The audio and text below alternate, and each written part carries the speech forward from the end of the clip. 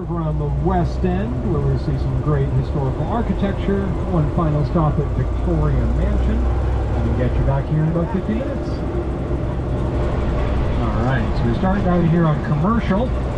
Now, if this were 200 years ago, we'd all be swimming right now, because everything from 4th Street, the next major street on up, all the way down to the water, is entirely man-made. They filled all this in back in the day when Portland was a very busy shipping port. We needed all the room we could get for the maritime industry, so we pushed a bunch of land into the sea and built right on top of it here.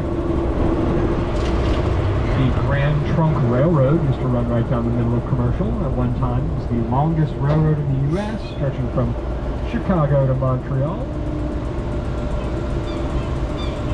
And in the background of this photo, you can see the next big site we like to mention here, the U.S. Custom House. Back when Portland was a very busy shipping port, the Custom House is where they processed all the taxes and tariffs on the goods that came to the port. And just to put things in perspective, in the late 1800s, they were doing about $1 million in taxes and tariffs every year at the Custom House, which, if you adjust for inflation, would easily make Portland one of the more productive shipping ports in the country. Also served as the offices for Maine Civil War hero Joshua Chamberlain, famous for leading the defense of Little Round Top at the Battle of Gettysburg. He retired here at Portland, where he served as the Portland Harbor Master after his military career was over. Down on the Main State Pier, you'll see a couple of our Casco Bay ferry boats there, one taking off right now. These Casco Bay ferry boats service the 7 islands of Casco Bay that are part of the city of Portland. The closest and most populated island being Peaks Island. You can get out there on one of our Casco Bay ferries for about 15 minutes, for around $15, I believe, these days in the summer. Great place to spend a summer afternoon exploring out there on Peaks. As I mentioned, these islands are part of the city of Portland. Beautiful place to live out there, but it's a little tougher if you're a school-age kid. I know no one likes getting up early for school in the morning, right guys? And on the bus can be a pain. Well, just imagine if you live out on Cliff Island, your school day would start about 5:30 in the morning. You have to walk from your house down to the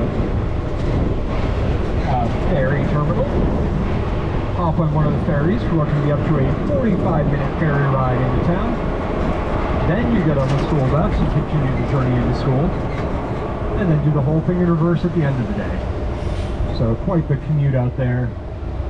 For this reason, a lot of your school-age kids actually stay with a family on the mainland here Monday through Friday and just go home on the weekends to make things a little bit easier. And that really only applies to middle or high school kids, depending on which island they're on there. The center of the Portland cruise ship industry off to the left, or the right rather. The Main State Pier and the Ocean Gateway Terminal just ahead of us allow us to accommodate 2 big cruise ships at a time. As you can see on this photo, a busy day here in the harbor. Pretty much setting records every year here in Portland. Supposed to set a new one this year with an estimated 200,000 people coming in off tour boats. Pretty significant driver of the economy here in Maine. Tourism easily being the biggest industry here in the state. And in front of the cruise ship terminal, you'll see the tracks of the Maine Narrow Gauge Railroad. The train isn't there right now. It must be on one of its little tours down the east end. This train used to stretch all throughout the state, specifically into the western mountains. There were a lot of mountain lake resorts up in the western mountains of Maine. They were very popular with folks from Boston and New York. The narrow gauge of this railroad, with it only being 2 feet wide across, allowed it to snake up in between a lot of these mountains in the western part of the state, reaching places where larger trains simply couldn't have gone. Beautiful area up there, places like Rangeley and Moosehead Lake. Big outdoorsy, you might have heard of Range. That's where it's hunting, skiing, fishing, snowmobiling, real fly fishing hotspot up there. Like the trail up in Range, like that. Still spend a lot of the day up there. Sweet Ranger Lake. A week ago this morning, it's oddly warm up there, about 75 degrees in the water right now, which is very